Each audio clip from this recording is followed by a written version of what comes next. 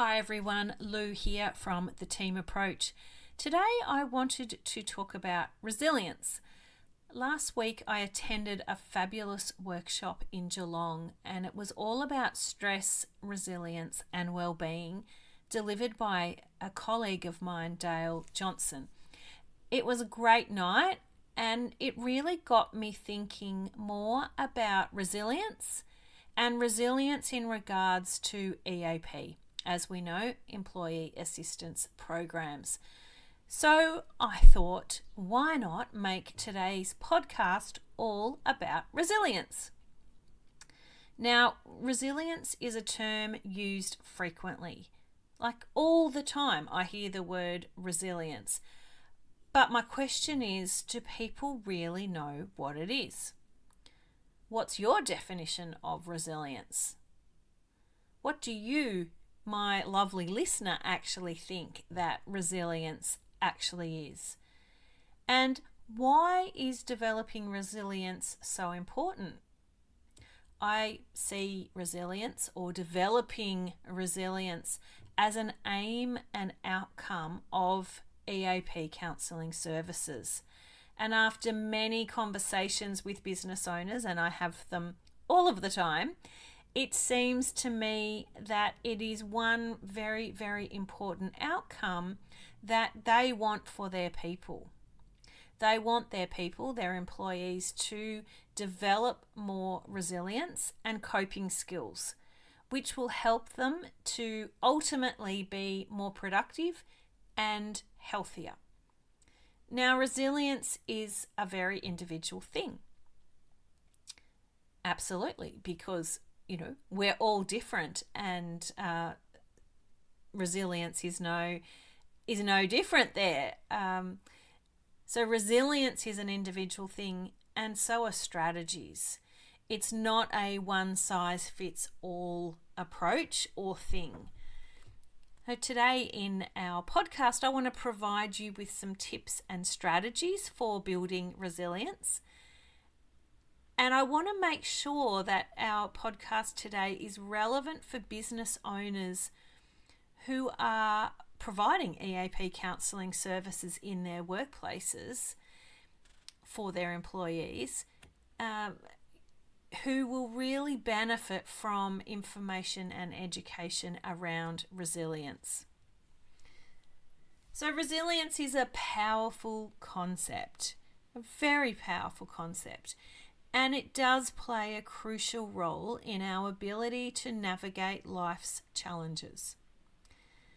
Let's dive into it a little bit more and explore what resilience truly means, why it matters, and of course, it wouldn't be me if I didn't give you some practical strategies for building it up. So let's start first of all with understanding resilience and understanding more in regards to what it is. And there's lots and lots of different definitions out there, I guess, and thoughts, but I quite like this one. Resilience is the capacity to withstand or recover quickly from difficulties, adversity, or stress. And I really like this analogy. It's like the springiness of a rubber band. It allows us to bounce back after being stretched or compressed. How cool is that? Such a great analogy, visual that I get. And I think that it's, it explains it so well. Resilience isn't about avoiding hardship or challenges. Rather, it's all about adapting and thriving despite them. So it takes work. We don't just wake up one day with a lot of resilience. It takes work. It takes practice. It takes building up our capacity, our strategies. It takes practice. We've got to be constantly, continually doing things to become more resilient. Why is it important? Well, it goes without saying that I would think that resilience is so important. It is also, as I've mentioned, something that business owners want for their people. They want them to be able to develop resilience, have more resilience, have more strategies, skills, knowledge in the toolkit. So why is it important? Well, number one, it helps us to cope with adversity. As we know, life throws curveballs. Now, there's all different types of curveballs. Some may be personal loss or losses, work challenges, health issues.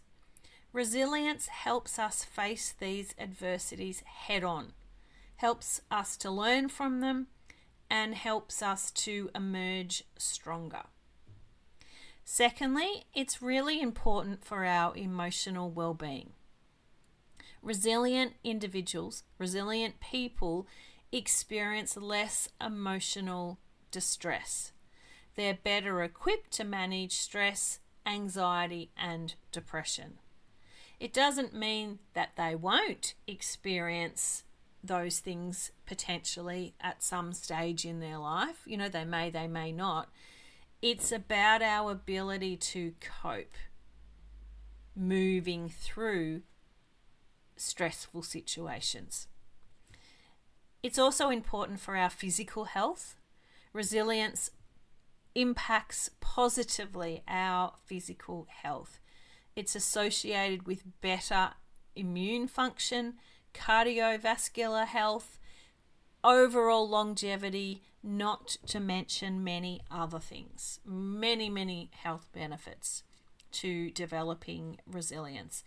And another reason why it's so important is productivity and success.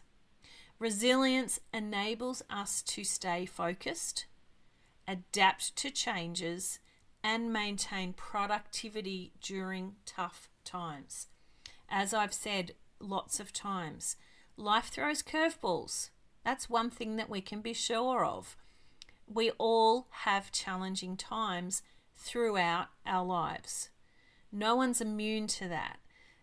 Our ability to become more resilient means that we are able to move through things better.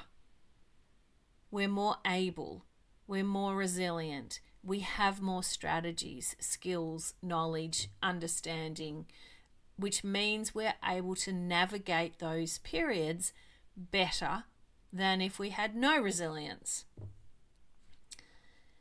In psychology, resilience is often described as the process of adapting well in the face of adversity, trauma, tragedy, threats, or significant sources of stress.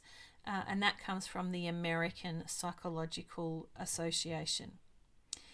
It's not about being invulnerable, rather it's about bouncing back and growing from life's challenges.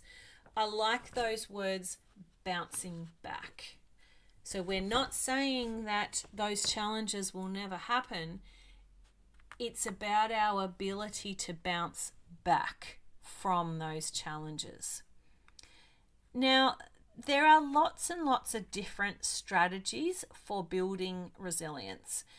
Again, as I briefly mentioned at the start of our podcast, we are all individual, which means there's no cookie cutter approach. There's no one way to build resilience. It's trial and error. It's about having a go at different things and deciding what works for you. Because not everything or every strategy is going to work for us or, as well for some people as it may for other people. So it's about learning all different strategies, finding out about them, educating ourselves, gaining more awareness, knowledge, understanding, having a go at different things, and then deciding what it is that works well for us. And then that means we have a toolkit of strategies, of things that we like to do, need to do, benefit from on a regular basis to keep us or enable us to be resilient, as well as there might be some strategies, tools, tips, etc., that we might need to introduce or do more of during challenging times. I'm a firm believer in taking small steps, small proactive steps forward in regards to strategies and building resilience.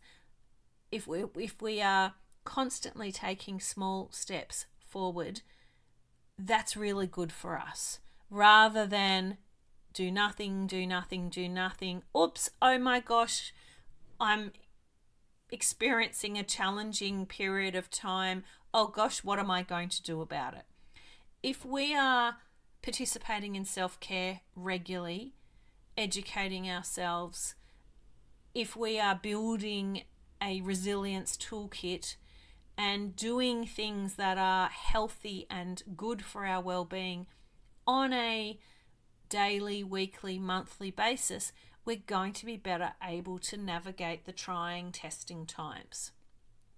So here are some science-backed strategies to enhance your resilience. These are not all of the strategies, techniques, tips, skills that are out there, because there's just so many. I've just picked a few to talk about today. You might like to try some of these, give them a go, learn more about them, read about them, as well as you may have some that you are already doing or already know, and that's fantastic as well. So one strategy is to change the narrative, which also means change the story.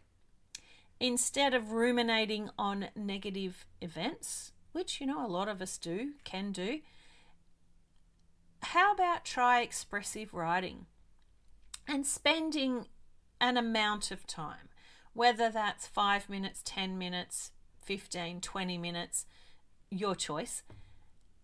Spend an allocated amount of time writing about an issue, exploring your thoughts and feelings. Letting it all out, getting it all out on paper, being really, really honest. But also, if we're doing it in a way where we are exploring our thoughts and feelings and potentially being curious, then we're able to open our mind further, even more, and maybe we might be able to think about the problem, the challenge in a different way. So this process can lead to new insights, and it can help us to gain a sense of control. Find silver linings. Doing this helps to find silver linings where we would reflect on positive aspects of challenging experiences. Now, this is not an easy thing to do at all, and it depends what level, I guess, of personal and professional development we're at, and the amount of support we have had. But if we are able to reflect on what we learnt through a challenge, through having to navigate a challenging experience, we often have learnt something new about ourselves, about people, about the situation that we didn't know before. And this is amazing information, and it helps us to navigate challenges going forward. When we're able to reflect on positive aspects or learnings that we learnt because of experiencing the challenge, wow, that is really amazing, so amazing. So we could think about, write about, journal about what we may have learnt, and how that may have shaped us. This practice can really boost engagement with life and help to reduce pessimism, but it really helps us to learn about ourselves. And sometimes we're able to maybe, have aha moments where we might change the way we might do whatever it is if and when it happens again. We might attack a problem differently. We might use different strategies to get a different result, which we would hope would be a better result as well. Facing our fears, hard one, tricky one, but facing our fears can be a very healthy coping mechanism. And to do that, it's all about using positive self-talk, visualization, exercise, focusing on our goals, definitely having a good social support network, mindfulness, and relaxation techniques as well. So when we face our fears, so if there's something that has really worried us, made us nervous, something new that we haven't done before, but we might want to try it or do it, or what comes to mind is public speaking. A lot of us are scared of public speaking. And a lot of people are scared to the extent that they just won't do it because it brings up such a fear in them. But deep down inside, they'd actually really like to be able to do it. And it might benefit their career, but it makes them really scared. So they choose not to do it instead of having a go. Now, we're not going to change the fear. We're not going to be able to work through it, use our strategies or anything if we don't face that fear. The fear of, say, as I've said, public speaking. It's about becoming okay with facing a fear like public speaking and having healthy coping mechanisms at the same time. So I've already mentioned healthy coping mechanisms like positive self-talk, visualization, exercise, goal focus, social support, mindfulness, and relaxation techniques. All of those healthy coping mechanisms help us alongside facing our fears. Say, as I've said, an example of public speaking. If we are participating in those healthy coping mechanisms at the same time, it helps us to move through it, which helps us to build resilience. Acceptance is also another really important thing. Acknowledging when things are difficult, acknowledging difficult emotions or situations. When we acknowledge that, it helps us to accept that some things are more challenging than others. And that's okay. We're human after all. We're normal. We're human. Not everything can be easy, nor is it easy. So when we accept that some things are more challenging, harder, more difficult, then it helps us to either face our fears or helps us to move through it. It helps us to build resilience. Avoidance prolongs the suffering, whereas acceptance allows healing. And again, facing our fears, not easy to do.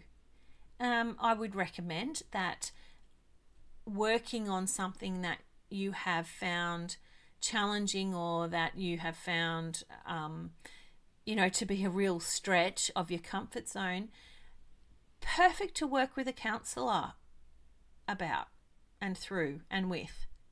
They're there to help and support.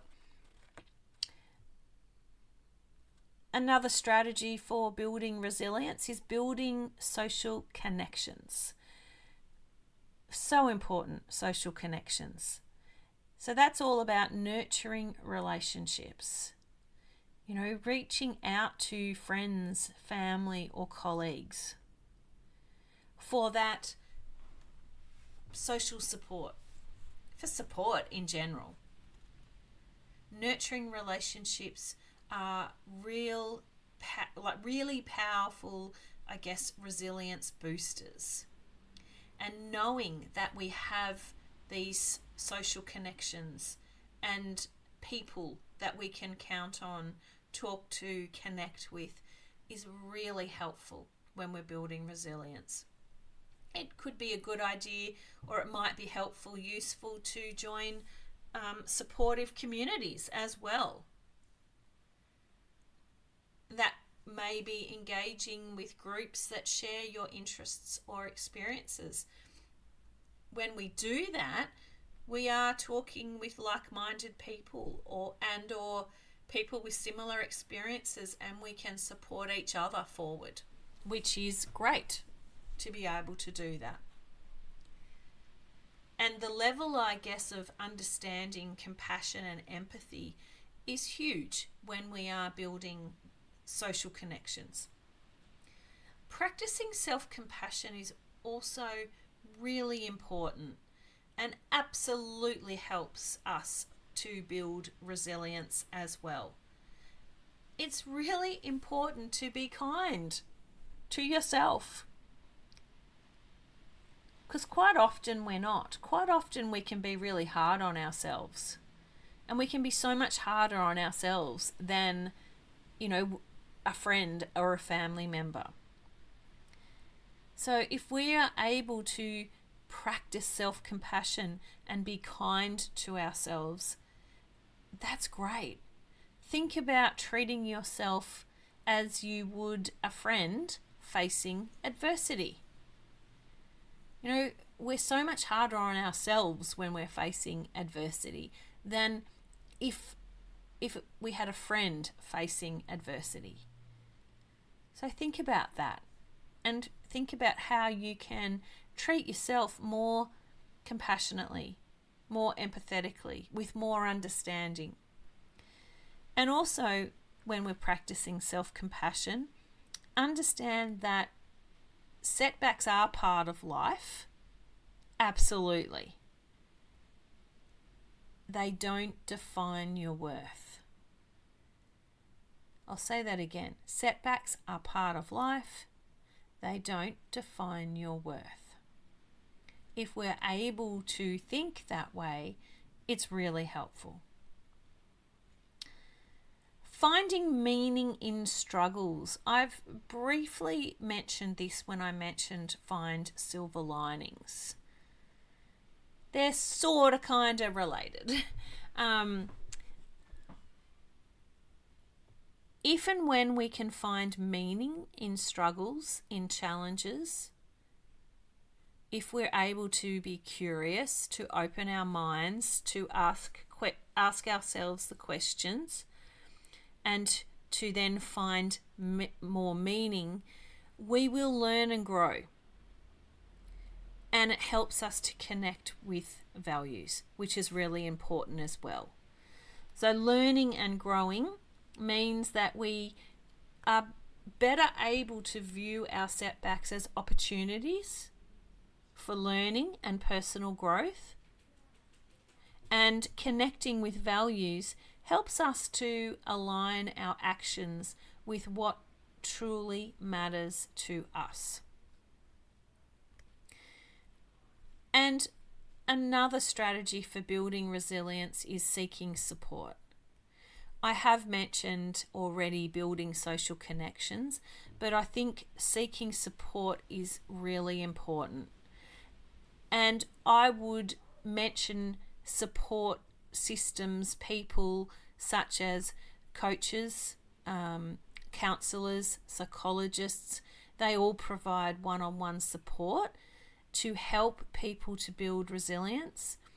I would also recommend podcasts, listening to podcasts, reading books, talking to people who may have experienced similar things. The more we learn, the more we grow personally and professionally, the more support we seek, the better able we are to build resilience and to build a resilience toolkit as well. So remember, resilience is very individual. What works for one person may not work for another because, as I've said, we're all different. I want you to think about the strategies that I've mentioned, experiment with some of the strategies, and find what resonates with you, because we're all different and not all of those strategies are going to work for everybody. Some of those are going to be more beneficial if we do them at the same time as seeking support, if we're guided, mentored, supported through them. Other strategies we can do ourselves and, just have a go at them and work our way forward and see what we like versus what we don't like. It's important to find what we resonate with, and it will be truly individual. And as business owners providing EAP Counselling Services, fostering resilience in your people, in your employees, can lead to a healthier, more productive workforce. So let's bounce back together. Let's be the rubber band that is able to bounce back quicker each time, and someone who is able to move through challenges with more capacity and with more strategies than we may have before. Thank you so much, everybody, for tuning in today and listening to today's podcast all about resilience. I hope you found this helpful. And if you have any questions or would like any more information, please feel free to reach out to me, Lou, at the Team Approach.